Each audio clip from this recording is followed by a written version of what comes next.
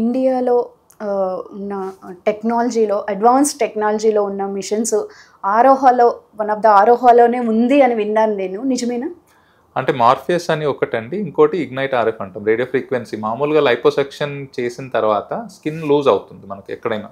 ఎందుకంటే ఒక బెలూన్లో ఎయిర్ తీస్తే ఎలా అయితే బెలూన్ లూజ్ అవుతుందో సేమ్ థింగ్ మన పొట్టలోంచి ఎక్కడి నుంచి అయినా తీస్తే ఆ స్కిన్ కొంచెం వదులవుతుంది. Okay.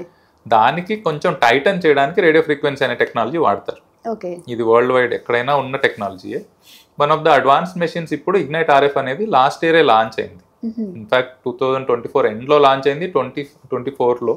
So one of the first machines, ఇండియాలో ఉన్న ఫస్ట్ మెషిన్స్ మన దగ్గర ఒకటి ఉంది, ఇంకోటి బెంగళూరులో. ఈ రెండే మెషిన్లు ఉన్నాయి ఇప్పుడు ఇంకా ఇండియాలో. Okay. So this is one of the advance technology to Titan the skin at the same time liposuction చేసేటప్పుడు.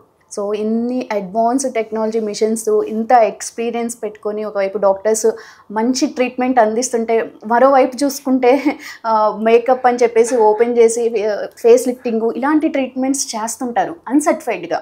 సో మీకు ఏమనిపిస్తుంటుంది? డెఫినెట్లీ అండి. అంటే వీ ఫీల్ బ్యాడ్ బికాస్ మా practice is not going to get affected much. ఎందుకంటే మా దగ్గరకు వచ్చి చేయించుకునే వాళ్ళు ఎలాగో ఉంటారు. ఇట్స్ నాట్ లైక్ మేము కంప్లీట్గా ఏదో క్లోజింగ్ షాప్ లాగా కాదు.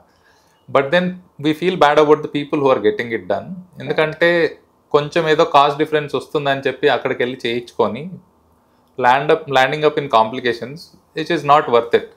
ఎందుకంటే మీ బాడీని తీసుకెళ్ళి ఎవరికంటే వాళ్ళకి అప్పచెప్పి నా మీద ప్రొసీజర్లు చేయని, వాళ్ళ క్వాలిఫికేషన్స్ తెలియకుండా రేపు పొద్దున ఏదైనా కాంప్లికేషన్ అవుతే సఫర్ అవ్వాల్సింది మీరు లైఫ్ లాంగ్.